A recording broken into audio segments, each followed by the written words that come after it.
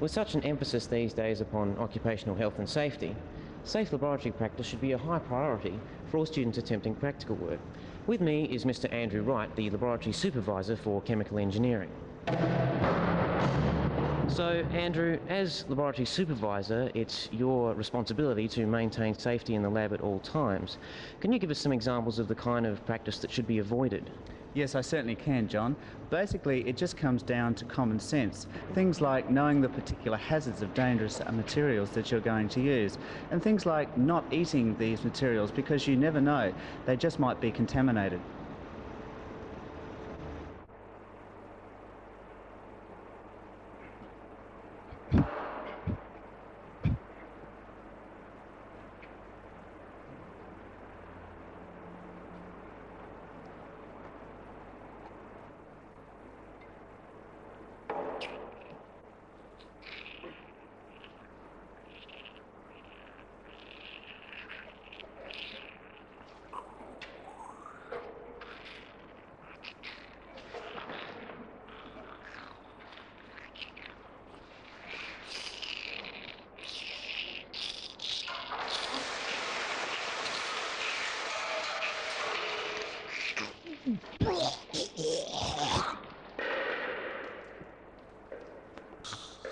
Then, John, there are the basic rules. Things like no running in the laboratories and always opening doors carefully because there could be someone on the other side. Hey, Richard! What?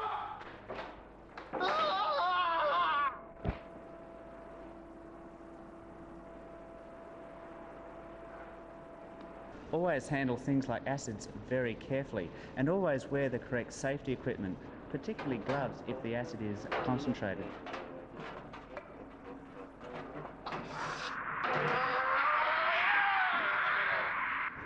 Housekeeping is important too. Be neat and tidy.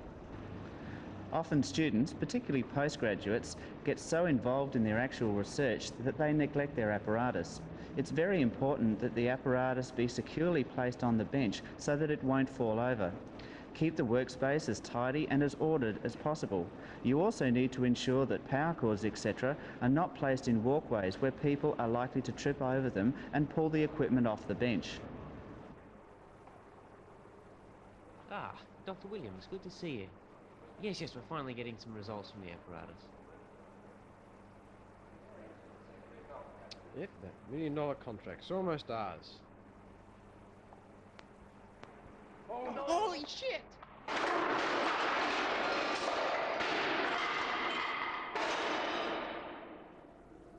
If a valve has been tagged with a tag or warning label, don't be an idiot and remove the tag or open the valve because you just don't know what the process fluid might be.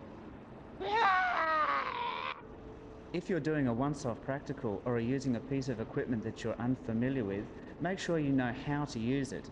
And if something does go wrong, don't panic, get help.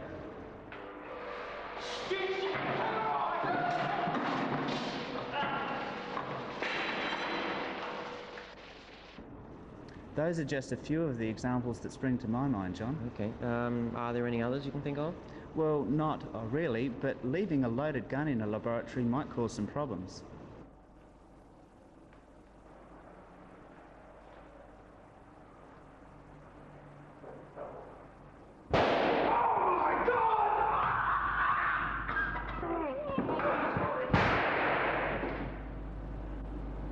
That's about it, John. All right, Andrew, well, thank you very much for your time. We really appreciate it.